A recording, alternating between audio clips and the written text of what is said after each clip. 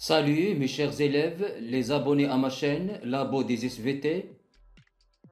Bienvenue à cette séance qui est consacrée au chapitre La nutrition chez les plantes vertes. Thème l'alimentation chez les êtres vivants. Unité les relations entre les êtres vivants et leur interaction avec leur milieu de vie.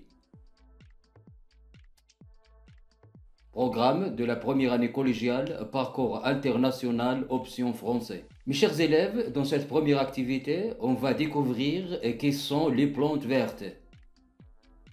En effet, les arbres, les herbes sont des plantes vertes, du fait que leurs feuilles contiennent un pigment vert qui est la chlorophylle. Donc, les plantes vertes ou les plantes chlorophylliennes sont des plantes qui, dont les feuilles contiennent de la chlorophylle, comme les arbres, les herbes et les algues. Mes chers élèves, vous savez bien que les plantes sont des êtres vivants. Elles ont besoin de se nourrir donc. Et vous savez bien que les arbres et les herbes ne se déplacent pas pour chercher la nourriture comme le font les animaux. Mais les plantes sont fixées au sol. Et elles possèdent des organes et des structures avec lesquelles elles se nourrissent. Ces organes sont les racines qui se prolongent par des tiges et des feuilles. Avec ces organes, ils absorbent leur nourriture de leur environnement immédiat. Cet environnement est le sol et l'air. Alors dans cette séance, on va découvrir quels sont les besoins nutritifs chez les plantes vertes et quels sont les organes et les structures avec lesquelles se nourrissent les plantes vertes. Pour répondre à ces questions, on va réaliser les activités suivantes.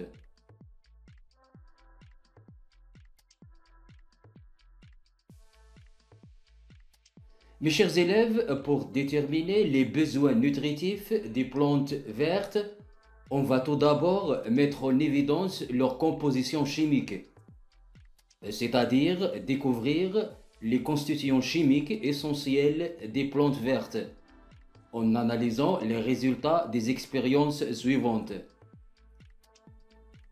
On chauffe une feuille dans un tube à essai. On observe le dégagement de la vapeur d'eau. Donc, les plantes contiennent de l'eau. On continue le chauffage de la feuille jusqu'à sa calcination. On constate que la feuille se carbonise et dégage une fumée noire riche en dioxyde de carbone. On conclut donc que les plantes contiennent de la matière carbonique ou de la matière organique. On continue le chauffage de la feuille jusqu'à sa calcination totale. Il ne reste de la feuille que de la cendre blanche incombustible. On conclut donc que les plantes vertes contiennent de la matière minérale ou des sels minéraux. Donc, les plantes contiennent de l'eau, de la matière minérale et de la matière organique ou carbonique. Et comme conclusion, les plantes ont besoin donc de l'eau, de la matière minérale et de la matière carbonique.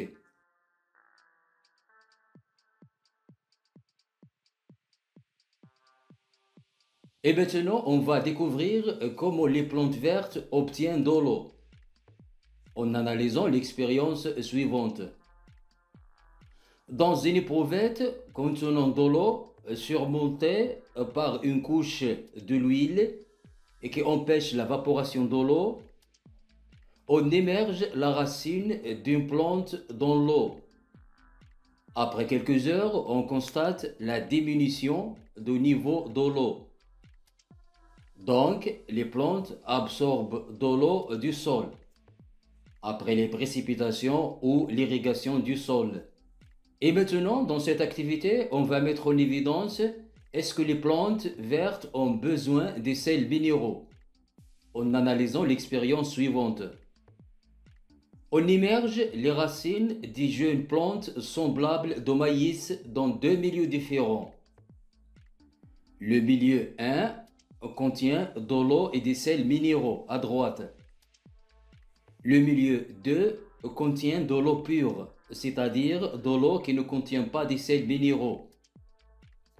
Après quelques jours, on constate que les plantes immergées dans l'eau et les sels minéraux sont bien développées, alors que les plantes immergées dans l'eau distillée ne se développent pas et jaunissent.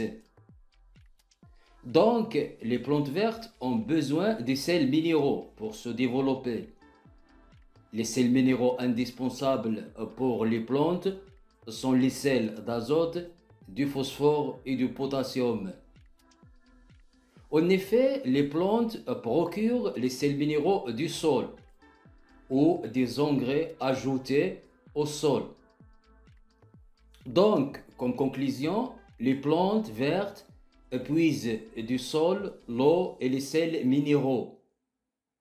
Mes chers élèves, le mélange de l'eau et des sels minéraux dans la plante constitue un liquide qui s'appelle la sève brute.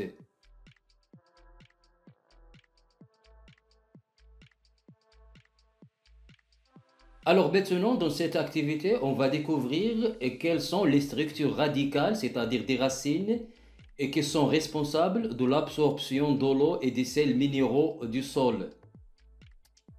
Mes chers élèves, en observant la racine d'une plante, on constate qu'elle est constituée de trois zones.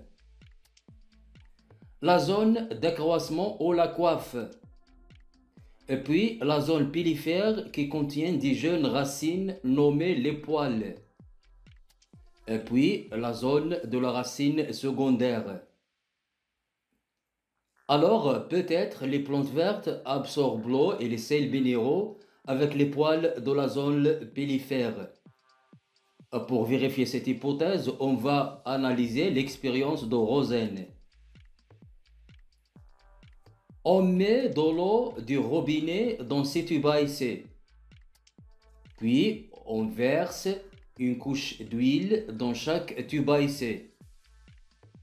Et puis, on trempe dans chaque tube à essai les racines de ces plantes de façon que la zone pilifère est soit dans l'huile, le cas des tubes 1 et 3, ou la zone pilifère est immergée dans l'eau, le cas des tubes 2, 3 et 6, soit la zone pilifère elle est à l'extérieur de l'eau, le cas du tube 5.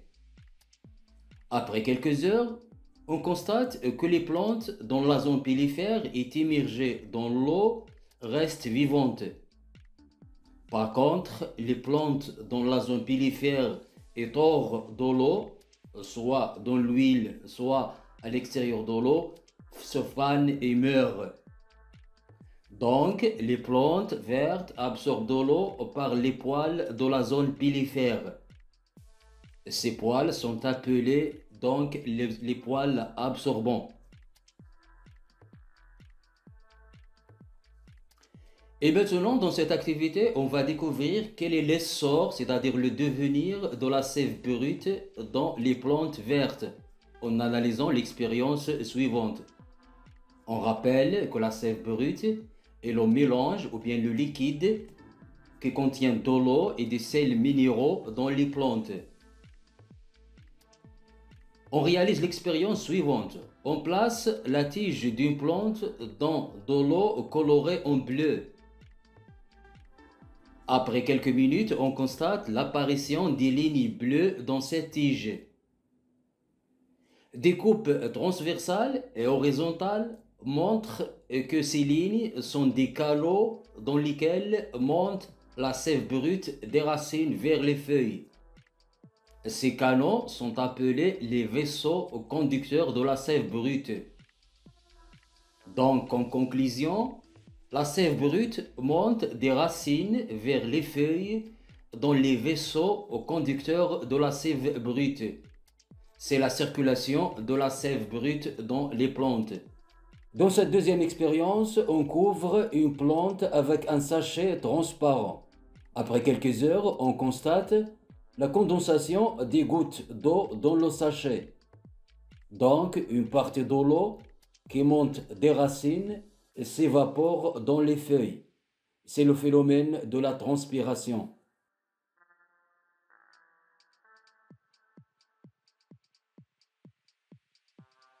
Et maintenant, dans cette activité, on va découvrir quels sont les autres besoins des plantes vertes en analysant les expériences suivantes. Dans la première expérience, on utilise deux plantes identiques.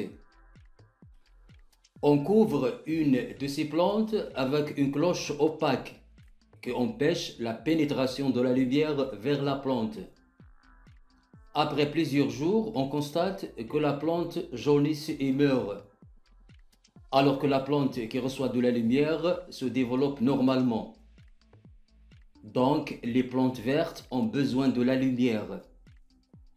Dans cette deuxième expérience, on plante des plantes de radis dans trois milieux différents.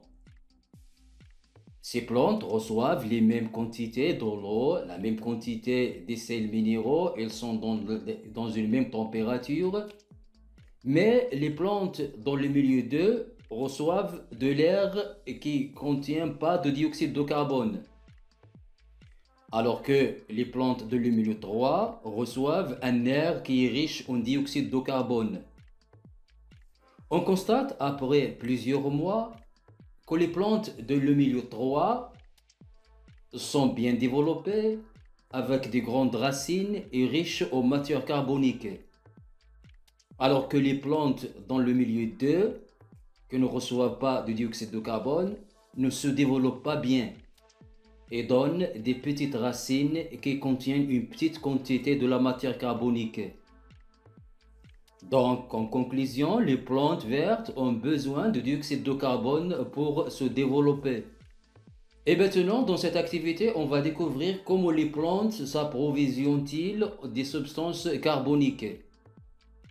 Mes chers élèves, les substances carboniques sont les sucres, les protéines, les lipides.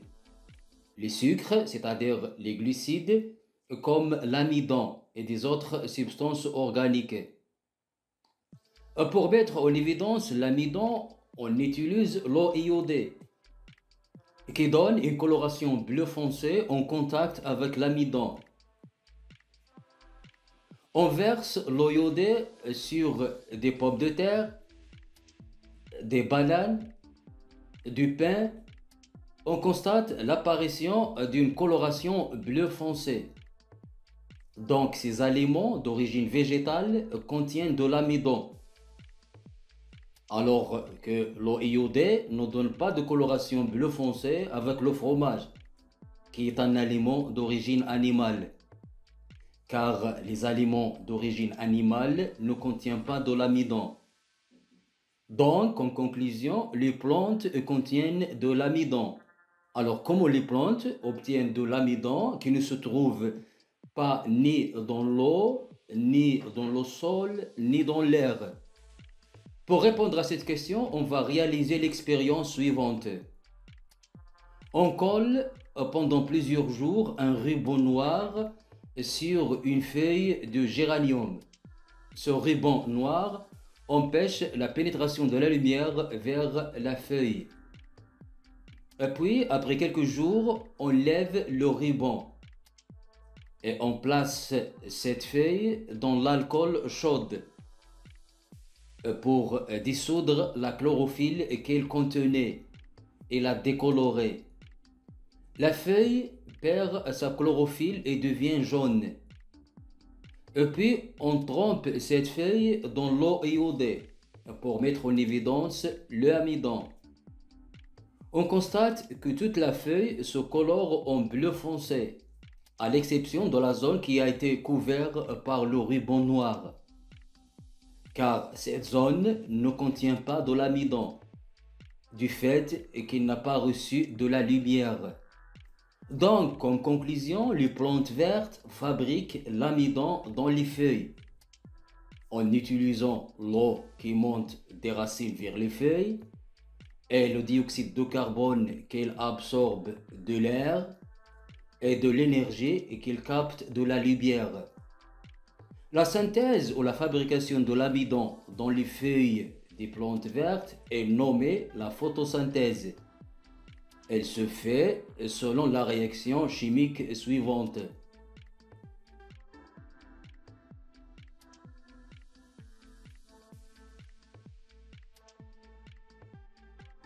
Mes chers élèves, le mélange de l'amidon qui a été synthétisé dans les feuilles des plantes vertes est nommé la sève élaborée. Cette sève élaborée descend des feuilles vers les racines, dans d'autres vaisseaux conducteurs qui sont appelés les vaisseaux conducteurs de la sève élaborée. Donc, les plantes vertes contiennent deux types de vaisseaux. Les vaisseaux conducteurs de la sève brute, dans laquelle monte la sève brute des racines vers les feuilles, et les vaisseaux conducteurs de la sève élaborée, dans laquelle descend la sève élaborée des feuilles vers les racines.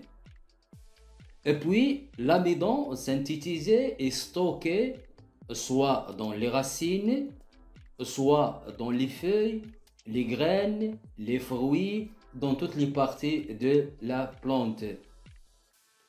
Les plantes vertes sont qualifiées donc des êtres vivants producteurs, car elles produisent la matière carbonique et leur nutrition est qualifiée de nutrition autotrophe.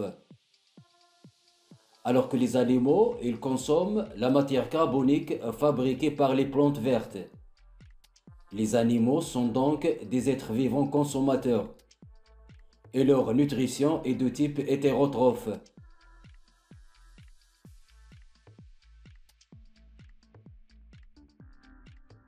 Mes chers élèves, on est arrivé à la fin de cette séance. Je vous invite à vous abonner à ma chaîne Labo des SVT, comme j'attends vos observations pour améliorer ces productions pédagogiques. Merci et au revoir.